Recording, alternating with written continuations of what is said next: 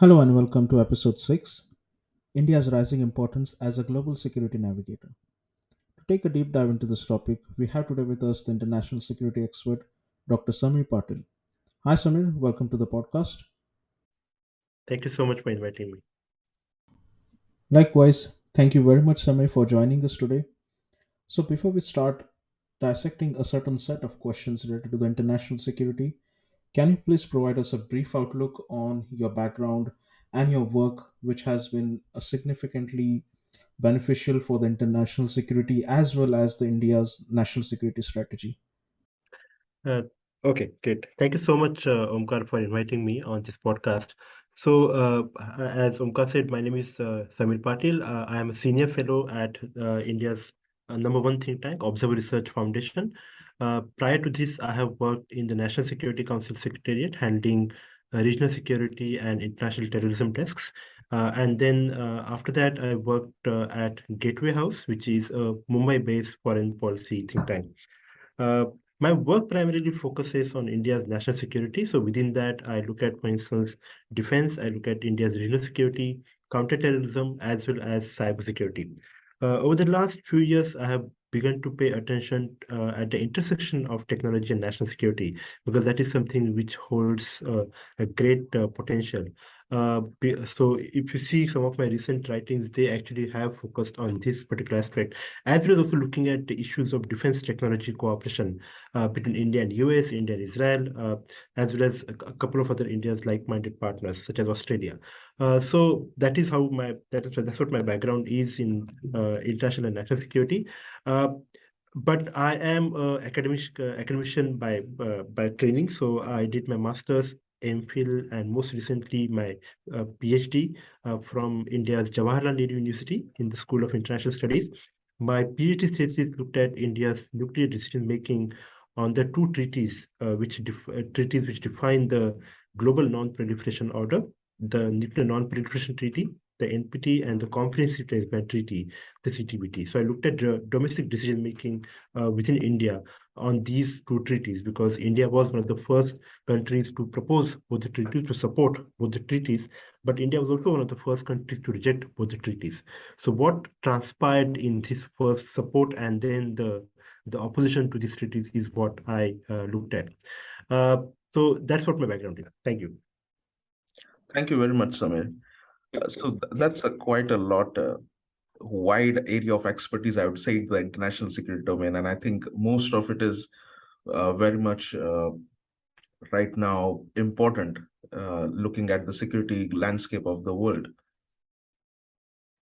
Yes, absolutely.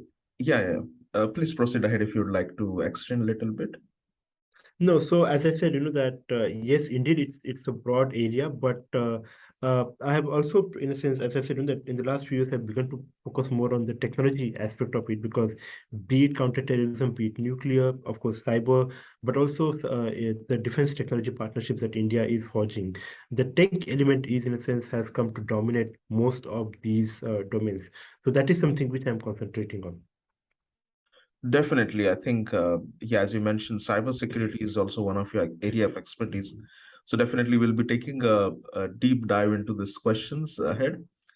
So yeah, starting with the first thing, as you are based in India and you have done quite a significant work in this area of domain relating to India. So India is recently in the global security spotlight, especially after US's exit from Afghanistan and China, the what tensions that are happening at the moment. So what are your thoughts on India's position on these issues? Thank you. So, as you mentioned, the US exit from Afghanistan and the Chinese assertiveness in the Indo-Pacific, I think India's regional security is currently in a flux. On the eastern front, the two year and long border standoff that India is having with the People's Liberation Army, I think that border standoff is, in a sense, defining the threat perception of India towards China. And as Dr. Jaishankar, the foreign minister, has repeatedly mentioned that the border standoff has, in a sense, fundamentally changed the nature of the India-China relations. Uh, But of course, this is something which has been happening for the last 1 decade almost since Xi Jinping took over as the head of the Chinese Communist Party, we have seen a gradual growing assertiveness in China's aggressive posture, and that is something which has troubled all of China's neighbors. And of course, Taiwan has emerged as one of the prominent recipient states of that Chinese aggression. But in a sense, I would say that because India follows the one China principle, in a sense, India is not directly, in a sense, getting affected by what is happening in the Taiwan Straits, but nonetheless, India has urged both China and Taiwan to actually, in a sense, maintain the dialogue and no force should be used. So that, in a sense, defines the cautious posture that India has taken vis-a-vis the Taiwan issue. But because all these things are happening in the light of as I said, one of the prolonged border standoff that India has been having with China, one thing which has been noticeable since the last few months, or at least in the last 1.5 years, is actually India's greater engagement with Taiwan, both at track 1.5 and track 2 level. In a sense, there has been greater engagement with the Indian think tanks and Taiwanese think tanks. We have many Taiwanese think tank experts joining the Indian strategic community in discussing the regional security situation and those kind of things. So I think that is like a direct fallout of the India-China tensions, as well as what is happening vis-a-vis Taiwan. Now, looking at India's Western Front, as you mentioned about the US withdrawal from Afghanistan, I think one thing which is noticeable is that the initial worst-case scenario that the Indian strategic community as well as the policymakers had anticipated, those have not, in a sense, really come true. Uh, in a sense, that we expected probably, in a sense, the Afghan civil war to explode and those kind of things, but that has not really happened. Having said that, I think one thing which remains constant is Afghanistan's emergence as a terrorist safe haven. If you look at the reporting coming from the United Nations observers on the ground, one thing which is pretty clear is that there are many Pakistan-headquartered anti-India terrorist groups such as Lashkar-e-Taiba and Jaish-e-Mohammed. They have established a safe haven in some of the Afghan provinces, and that, in a sense, continues to pose a danger to India as well as the Indian interests in Afghanistan. Uh, and if you see uh, one of the first contacts that the Indian officials made with the Taliban. In that first contact, this was exactly the point that Indian officials brought out, which is that they do not want Afghanistan to emerge as a terrorist safe haven. So that is clearly is going to define the Indian approach. Now, one of the things which has also happened in the last few months is that, or in the last 1 year since Taliban took over, is that India has actually adopted a very nuanced position vis-a-vis Afghanistan. So even as it does not recognize the Taliban regime, India recognizes the importance of engaging with the Afghan civilians. And that meant that that India has been extending all sorts of humanitarian assistance to the Afghan civilians, and that includes the COVID-19 vaccines as well as the food aid and those kind of things. So that, in a sense, is going to define India's approach, that it will not explicitly recognize the Taliban regime, but in a sense, it will work out a working relationship with the Taliban regime to ensure that the humanitarian assistance goes through. All right, yeah, that's an interesting position, I would say. Yeah, I guess I can relate to your analysis that India's position on Afghanistan has, quite significantly changed over the time. And just a follow-up question on this, do you think India will be one of the leading players in the international security domain, like given the fact that it is also one of the strong contenders for UNSC permanent membership? So I would say, that the permanent seat on the Security Council or not, I think India will emerge as an important player, or India has emerged as an important player in the geopolitics today, and that's simply because of the fact of some of the that India has actually emerged as a member of some of the exclusive clubs which are there. So, besides being part of the export control regime, such as the Missile Technology Control Regime, the Wassenaar Arrangement, and the Australia Group. India is also part of that group, a group of nations which possess the anti-satellite capabilities, plus the fact that we just saw the unveiling of the new aircraft carrier. So India is one of the very few countries which can indigenously build an aircraft carrier. That means that it has a very not so significant but still a promising defense industrial base. Um, India is also one of the few nations which has the spacefaring capabilities, which was evident from the lunar probe, the Chandrayaan mission, as well as the fact that India is now preparing to send Indians into the space, and plus the fact the development which happened 2 weeks ago that India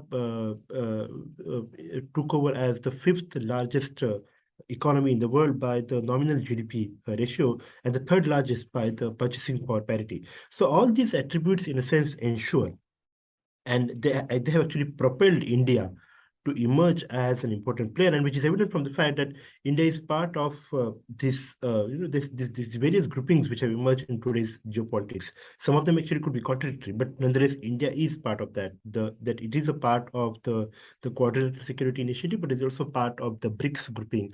It's also part of the Shanghai Cooperation Organization.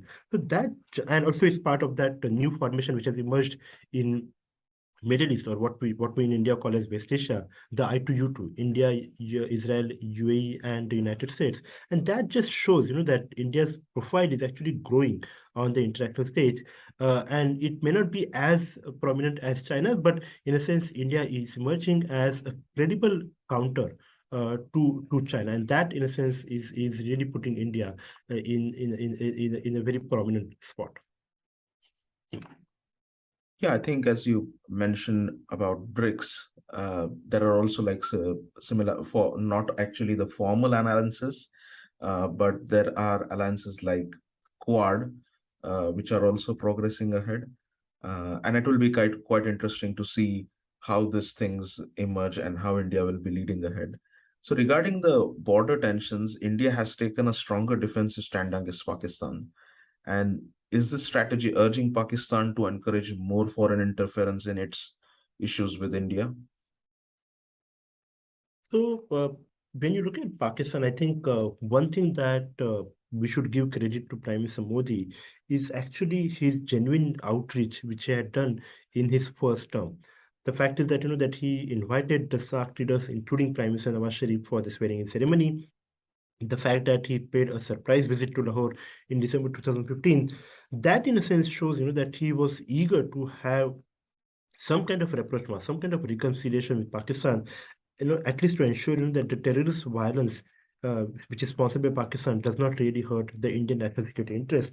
Uh, but that, in a sense, did not work out, which is why, if you see, there has been a step up of the Indian response to the Pakistan-sponsored terrorist violence. And I think the turning point in this, or the two turning points, came about in 2019, which was the suicide attack by the Jaish-e-Mohammed on the CRPF convoy in Jammu Kashmir's Pulwama district, and then the constitutional change which was brought about in Article 370 in Jammu and Kashmir, and this creation of the two new union territories, Jammu and Kashmir and Ladakh union territories. That, in a sense, I think can be termed as like the turning points for the India-Pakistan bilateral relations, because since then we have seen uh, India calling out Pakistan's bluff on many issues. And Pakistan, in a sense, has engaged primarily in rhetoric to highlight what India has been doing, and plans to project India as uh, a chief violator of the human rights and those kind of things. But that has not really made a dent. And that, in a sense, has caused frustration within the Pakistani establishment, which is why if you see now more and more reports are talking about how Pakistan is trying to spread this disinformation within the community here, in terms of ensuring that there is some kind of discontentment which emerges against the Indian government, and in a sense also seeds some the seeds of doubts against against the Indian government to ensure that the existing divisions which are there in the society, in the Indian society, they can be accentuated and they can be amplified. So that is what we have seen in terms of the Pakistani interference in the Indian society. Of course, we'll have to see how far Pakistan is willing to go on this front and how this threat actually pans out in the next few years. So far, what we have seen is that Pakistan has been doing all this disinformation. It is, in a sense, gaining some traction, but that traction is temporary. So, besides giving that temporary advantage to the Pakistani establishment, in the long term, it is not really yielding the kind of impact that Pakistan had hoped for. Wow, that's a very wide range of threat research analysis, landscape, and these are all, I guess, very critical elements. So, can you provide us a brief outlook on India's status of cyber capabilities, looking at all these elements of threats research and analysis aspect, and how it can counter cyber threats from adversary groups? When it comes to the cyber threat landscape, besides Pakistan, China is also an important threat actor. And we have seen that in the repeated breaches of the Indian critical infrastructure in the last few years. We have seen how, for instance, at the height of the border standoff, after the violent clash in June 2020, we had the breaches by the Chinese state-sponsored hackers into India's power sector, as well as in the port, as well as in the railway infrastructure. So that just shows the persistence of the Chinese state-sponsored hackers in targeting the Indian critical infrastructure, which makes China one of the prominent cyber threats. We also seen some kind of espionage attempts coming from the Chinese hackers, which is evident from the fact that, for instance, there was a targeting of the two prominent Indian vaccine makers, the Bharat Biotech and the Serum Institute of India. And the targeting was, in a sense, really important because if you see, China's own vaccine has not really made that kind of impact worldwide as against India's Covishield or AstraZeneca. So that particular vaccine is being now used. India's vaccine is being used in more than 180 countries, as against China's, which is being used only in 90 countries. Plus, the effectiveness of the Chinese vaccine is also under question because you're seeing that even as the world is getting past the pandemic, the reports from China, in a sense, indicate that many of the Chinese cities are still under lockdown, and China is following a zero COVID policy, which shows the lack of effectiveness of their own vaccine. So we have seen that kind of espionage attempts also in terms of targeting the Indian vaccine makers and try to harvest some kind of data which would be beneficial for the Chinese pharma industry. So that, in a sense, it covers the broad spectrum of threat coming from China. And as I said, even the Pakistanis are getting better at their cyber game. So from the earlier nuisance value attacks of defacing the Indian websites, the tit-for-tat attacks coming from the Indian hackers, we have seen now even the Pakistanis advancing their cyber capabilities. So they're now designing advanced malware which targets the Indian government officials and tries to extract information from them by breaching their sensitive computer networks. So those remain, in a sense, the two prominent sources of threat for India's cyber landscape. But besides that, we have also seen threats coming from the non-state actors.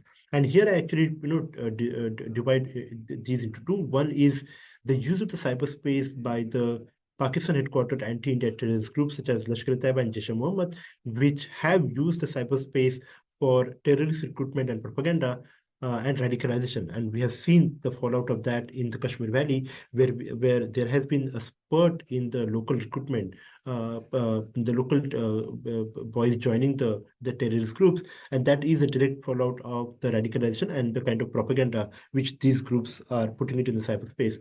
But besides the LET and JE, there's also the Islamic State or the Daesh terrorist group, and that is also, in a sense, has amplified its cyber propaganda and is also having some impact on the vulnerable Indian youth. The second category of the non-state actors is all the organized cyber criminal gangs, and again, we have seen that India is one of the top targets in terms of cyber crimes. It's also one of the top targets in terms of ransomware attacks. So that just shows, that that India's cyber threat landscape is in a sense very complex, where it has to face multiple threats coming in, not just from the state actors, but also the non-state actors, and in some cases, the state-sponsored non-state actors, such as the Chinese state-sponsored hacking groups such as Red Panda and Red Eco. Now, in response to this, India has been, hardening its cyber defenses. It has, in a sense, created one of the most extensive regulatory and institutional architecture to deal with the cyber threats. So, in 2014, we had the National Critical Information Infrastructure Protection Center, or the NCIIPC, which was brought out, which was specifically created to ensure that the critical infrastructure remains safe, and this particular center works with the public and the private sector. Then there is also the National Cybersecurity Policy, which came out in 2013, and that, in a sense, is now being updated a decade later in the form of National Cybersecurity Strategy, and we are hoping to have it soon. In 2015, India created the post of National Cybersecurity Coordinator, which reports to the National Security Advisor. This particular post is supposed to coordinate between the technical, law enforcement, judicial, and the intelligence agencies to ensure that there is an interagency kind of a collective response to the cyber threats. You may have also seen the reports about the creation of the Defense Cyber Agency from the Indian military. So that also looks at the cybersecurity element for the Indian military, as well as for the Ministry of Defense. Uh, and the effectiveness of these steps has been evident in the fact that from an independent assessment coming from the International Telecom Union, which is the United Nations, one of the organs of the United Nations, the ITU has actually appreciated India's cybersecurity response. So in 2020, India actually jumped by 37 places from last year at number 10 in the global cybersecurity index. So in 2019, it was at 47, but in 2020, it rose to number 10. And that just shows, that even the independent assessment uh, has uh, has uh, has appreciated the kind of response which has been given by the Indian security establishment to the evolving cyber threats. And of course, the biggest success of the Indian cybersecurity establishment is the fact that we have been able to avoid a crippling or a debilitating kind of a cyber attack on the Indian critical infrastructure. Of course, there has been other breaches of the Indian computer networks, but we have been able to prevent what would be the equivalent of a 9/11 kind of, or a 2011 kind of an attack in the world of terrorism. Highly appreciate the position of India scaling up to the top 10, being one of the cyber counter countries. So just a follow-up question on this: have cyber attacks in India ever affected the country's international relations sphere? If yes, then to what scale was the impact? So, in a sense, not exactly it has figured in India's international relations as such, but I think the repeated Chinese malicious cyber activities has soured the India-China relations. And as I said, coming in the wake of this prolonged border standoff, this kind of opening on the cyber front by the Chinese side has not really gone down well with the Indian security establishment, because this is perceived as a kind of a coercion of India by the Chinese side. So the kind of chill that you're seeing currently in the India-China relations is actually, can be attributed to China's opening of these multiple fronts against India, even as the two militaries are engaged in a border standoff. Vis-a-vis Pakistan, this issue has not really figured, because as I said, the Indian security establishment has been able to manage the Pakistani cyber threat, but I think vis-a-vis China, it's a problem. Wow, that's interesting insight. So I think we are reaching the end point of the podcast. So Samir, I would like to know, as an international security expert with more than a decade of experience, what message would you like to give to future generation stepping into the field of international security, defense, strategic studies, and any related fields? Well, I think, of course, with the current geopolitical developments and India's own growing global profile and engagement, this field really presents as like a very attractive field in terms of making the career. And of course, there are many opportunities which are available in terms of the international organizations, in terms of media, in terms of think tank and the public policy space within the government, of course, plus also the risk analysis and the consultancies that many of us also do. But I think my advice would be simple for those people who are going to step in this field. I think once you get a formal degree, uh, one of the things that as you know, as a student, I used to, in a sense, lament was the fact that we really did not have the kind of publishing opportunities when we had something to write about. I think today the situation has changed. Today there are many platforms which are available, which actually give the opportunity for the young people to write and express themselves on the international relations. And I think that's a good development. But I would say the bad side of it is the fact that that uh, many of us actually then end up uh, doing much more opining and much more opining rather than actually going and researching the subject in deep. And I think that has emerged as a major weakness in the last few years, that there are many young scholars who do write prolifically on the various global issues, but that is just an opinion, a mere opinion. They really have not paid attention to the details and working out the research. And I think the research remains a key if you want to be successful in this particular field, and not just this field, but also many of the field which require that kind of deep diving into the kind of subjects.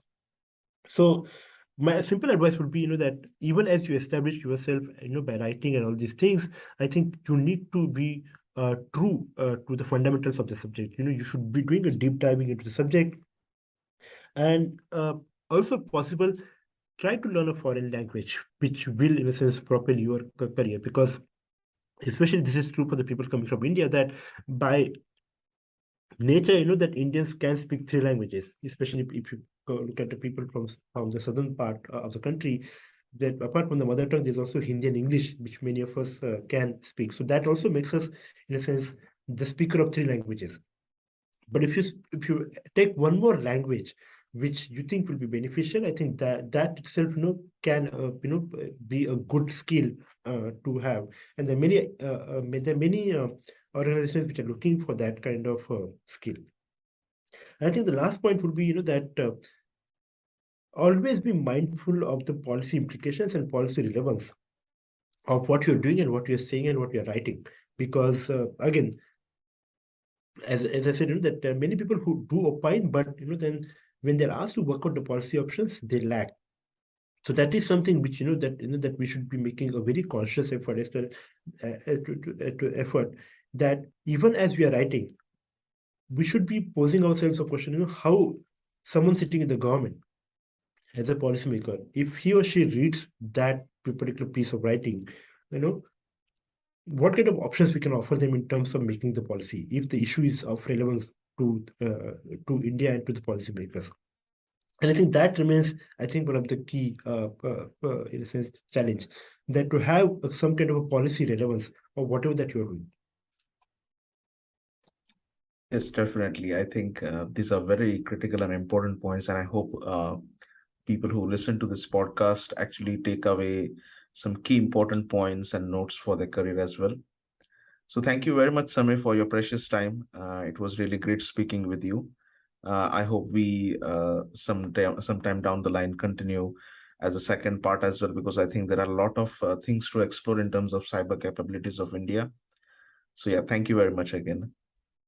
Thank you so much, Omkar, for inviting me. Thank you.